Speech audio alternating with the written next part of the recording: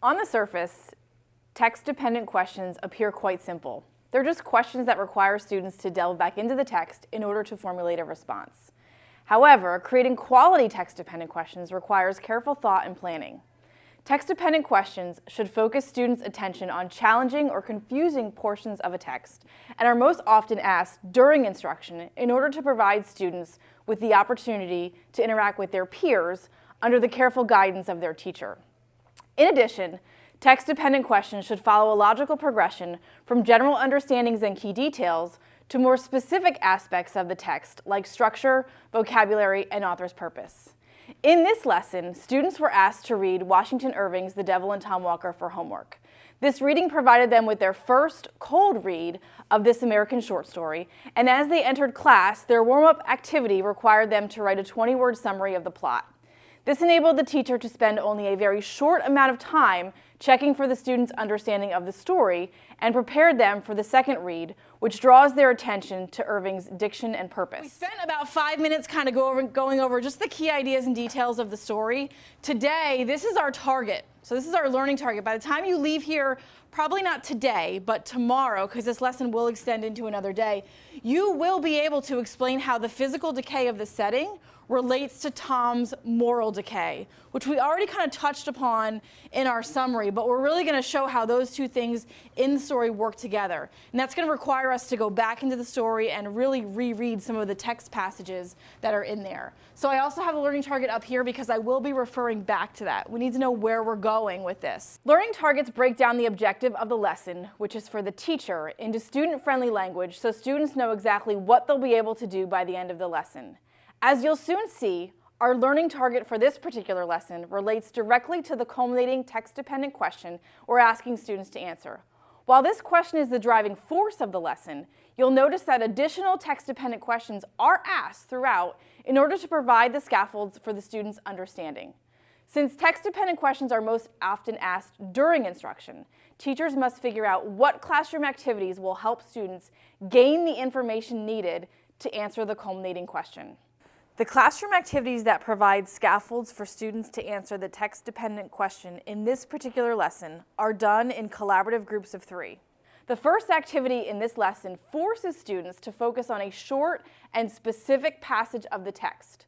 While the students don't yet know the question, their job is to underline, highlight, or annotate a few words or phrases that directly relate to the physical decay of the story's setting.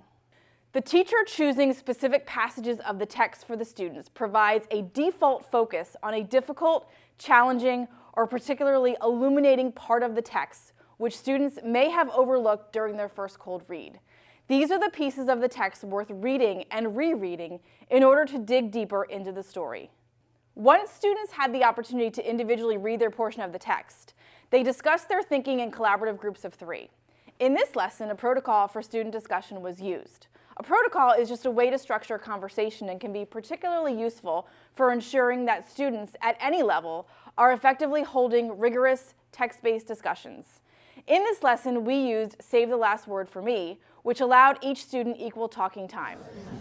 And I think that it just says that it's overgrown and unattractive to live there. In other words, Would you say it's tantalized and bulking is hunger? yeah, exactly, because there's an air of starvation around the forlorn-looking house. I wonder why they use the exact same descriptions in the whole quote. It's a very big quote, and they use the same It's like the same. They repeat themselves. synonyms. It's synonymous. They just go into a lot of depth to show how old and Crappy ugly this place is. Yeah, exactly. They're making you not want to live there.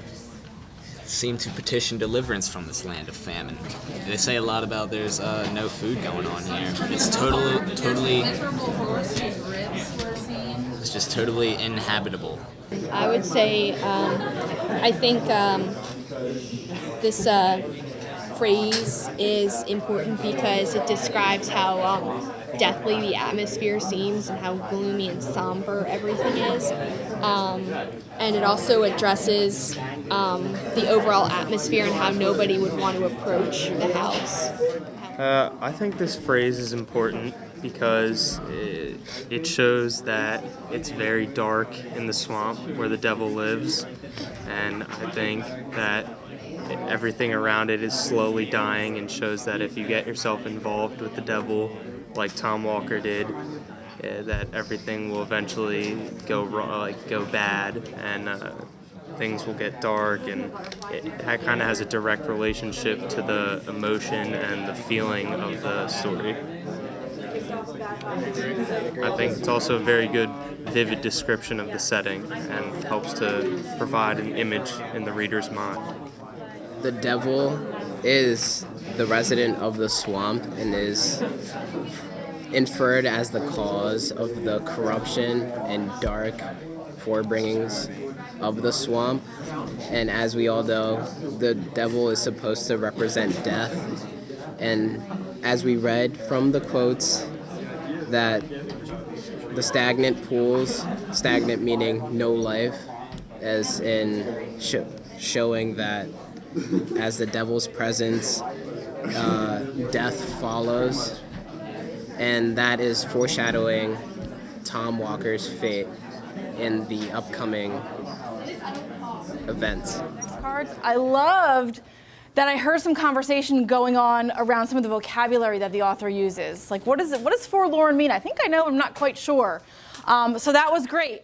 As you can see, this activity created opportunities for students to very organically discuss the author's word choice, identify unknown words, and use context within the story to help define them, all while focusing on the author's physical representation of the setting.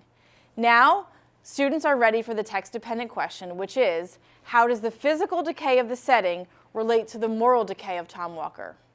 So this is the question that you will respond to. Can you read that for us up here in the front? Somebody up in the front. How does the physical decay in the story relate to the moral decay of Tom Walker? Very good. Looks awfully familiar. Looks just like this learning target that I keep referring to, but it's only in the form of a question now. Why is the question text-dependent? Why do I call it a text-dependent question? Why not just a question? Because if you didn't read it, then you won't understand the question. If you didn't read it, you won't understand it, A, and? We'll be using quotations directly from the text to answer the question. Yeah, you need to go back into the text. That's why you guys have your stories out in order to be able to answer this. The students have already spent a good portion of the lesson examining the physical decay of the setting. Next, they'll continue making explicit observations and inferences about the setting and begin to make connections to its influence on the main character through the use of a graphic organizer. There are additional text-dependent questions on the organizer that further guide the student's second reading of this text, and they were designed to push the students closer to the culminating question and, most importantly, help them meet the lesson's learning target. So this is the question that's going to kind of guide us, and there are multiple steps that we need to take in order to get you guys there. So I don't expect you to be able to answer this question right now, but based on what we have planned for you for the rest of today and some of tomorrow, I'm confident that you'll be able to leave here able to answer that question. Okay, so the first step is really going to deal with the left-hand side of this graphic organizer. So if we look at the left-hand side, don't even look at the right side yet, look at the left-hand side. What is the question in the circle? What does that question say? Somebody read that question for us. Somebody in the back over there. How does Irving use diction to illustrate physical decay? How does Irving use diction to illustrate physical decay? What is diction? What is that? It's just a fancy literary word for what? Word choice. So we're just really looking at the choice of words that Irving used to be able to describe the physical setting. As you go back into the text, because where it says author says, as a group, your goal is to go back into your Tom Walker story and find a passage, a line, a phrase that really illuminates physical decay. Are we going to cite what was on our colored papers? What do you think? What do you think? No. All right, no. I want you to go back into the text and find something fresh because we've talked about this one for 10 minutes. We don't need to talk about this anymore. I want you to go in and find new, fresh passages, okay? Once you find the passage, and your group has to agree upon this. This is not an individual thing. This is something where you're discussing and negotiating to find a really good passage that illustrates physical decay. Once you do that, where it says we say, you're going to make an inference. What's an inference? It's not enough for you just to tell me, okay, in paragraph 4 on page 2, I think this illustrates physical decay. I want to know what? What else? I want to know why. Okay, so you need to make an inference there.